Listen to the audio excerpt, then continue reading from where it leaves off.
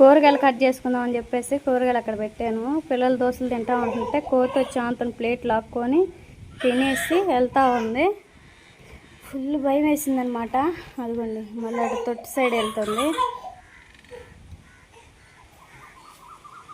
పాపం బాగా దాహమైంది అనుకుంటా. తొట్టులో వాటర్ ఉంటాయి తాగుతూ ఉంది. ఇందాకలే పట్టేసాను వాటరు. అదిగోండి తొట్టులో నీళ్ళు తాగుతూ ఉంది. కూతుంది రాది కూతుంది చూస్తూ ఉంది. పైన కొబ్బరి చెట్లు ఉంటే కొబ్బరి చెట్లకి వెళ్ళే చూస్తూ ఉంది.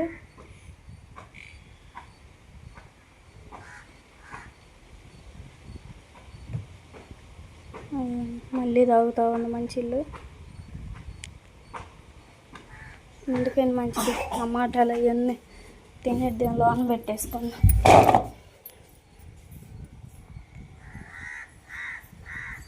నాకెళ్ళే చూస్తూ ఉంది కోతి. వీడియో తీసిందేంటి ఈ అమ్మాయి అని. అయ్యా అరగాకమే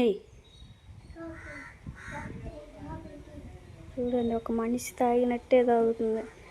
కోతి కోసమేనేమో నేను నీళ్ళు పట్టింది.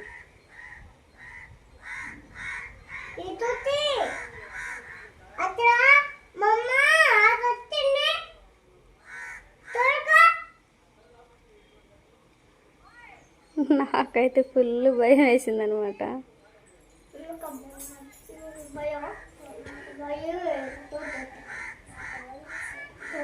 కొబ్బరికాయలు ఉండి ఇక చూస్తూ ఉంది కొబ్బరికాయలు తాగటానికి.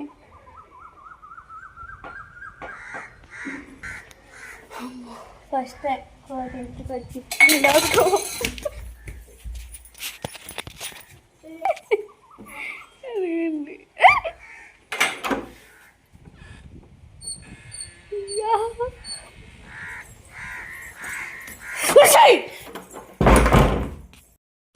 హాయ్ అండి మీ అందరికీ గుడ్ మార్నింగ్, శుభోదయం. అందరికీ హ్యాపీ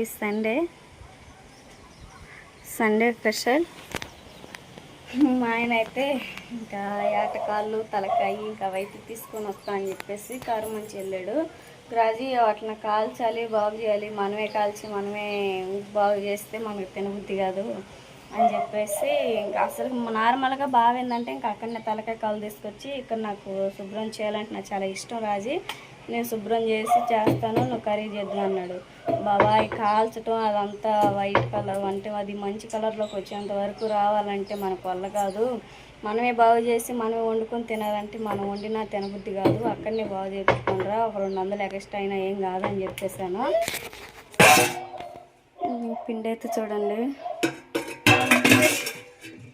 పిండి అయితే చూడండి మనకి ఏ విధంగా ఉలిసిందో.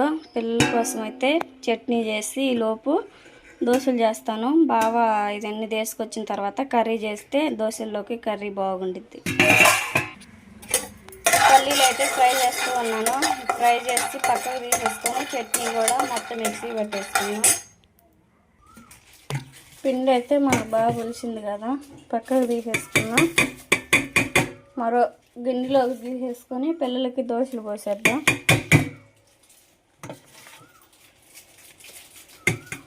కొంచెం వాటర్ పోసేసుకొని కలుపుకున్నాం. పిండి అనేది మరి గట్టిగా కాకుండా మరి నీళ్ళగా కాకుండా మీడియంగా పిండి మనకి దోశలకు వచ్చే విధంగా అయితే కలిపేసుకోవాలి.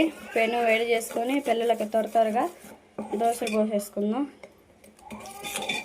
ఈలోపు చట్నీ కూడా మిక్సీ పట్టేసుకున్నాం, చల్లారిపోయింది మొత్తం.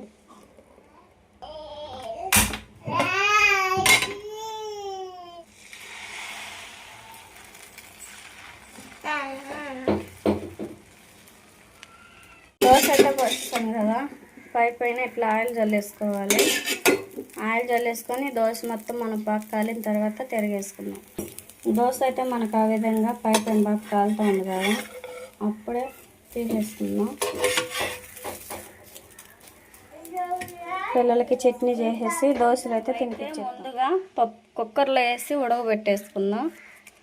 బిర్యానీ ఆకు, చెక్క, లవంగాలు, జాపత్రి ఇవన్నీ పొడి చేసింది. కొంచెం లైట్గా పసుపు వేసుకుందాం. ముక్కలుగా పట్టే విధంగా కల్లుప్పు కూడా వేసుకొని ఒక అర గ్లాసు వాటర్ పోసేసుకొని ముక్కలు అనేది బాగా ఉడకనిచ్చేసుకుందాం.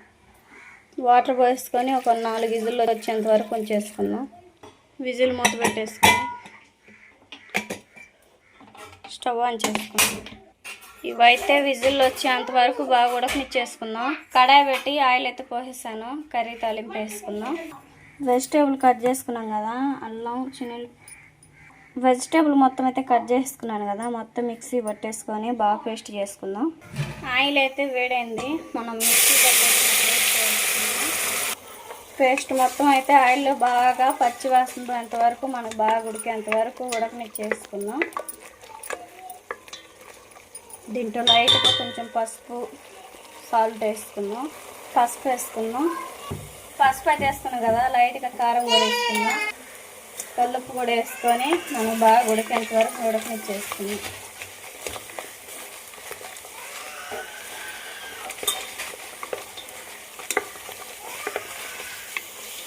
బాగా ఉడుకుతుంది.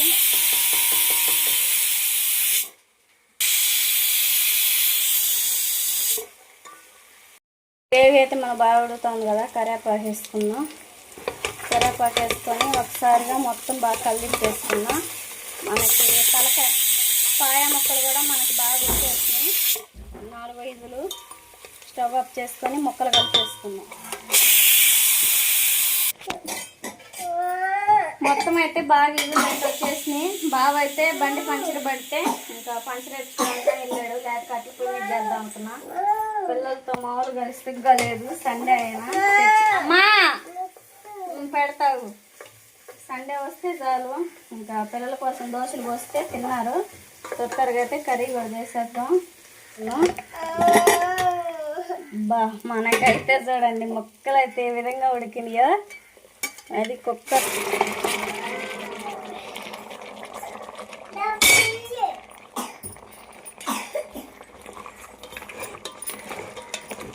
ఇంకా వాటర్ పోసే పని లేదు. ఎందుకంటే మనకు ముక్కలు బాగా 4 విజిల్లు వచ్చేంతకే కర్రీ అంతా మనకు బాగా ఉడికేసింది. ఇంక వాటర్ పోసే పని లేదు. మా ఆయనకి ఇట్లా గట్టిగా చేస్తేనే కర్రీ అనేది చాలా ఇష్టం అన్నమాట. బాగా అయితే వచ్చాడు. బావకి వేడివేడిగా దోశలు అయితే పోస్తూ ఉన్నాను. మనకి పాయ కర్రీ కూడా రెడీ అయిపోయింది కదా. ఇంకా పాయ కర్రీలకి దోశల కాంబినేషన్ చాలా బాగుంటుంది. బావకైతే వడ్డిచ్చేద్దాం మరి.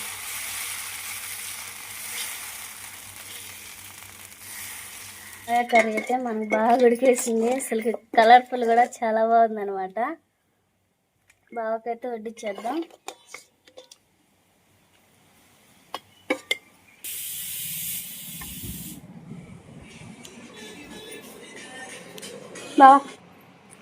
చూస్తుంటేనే ఎట్లా ఉంది కదా కలర్ఫుల్ గా. సూపర్ ఉంది. కొత్తగా వండాలి కాదు, తలకాయ కూర ఇప్పుడు వండుతున్నా.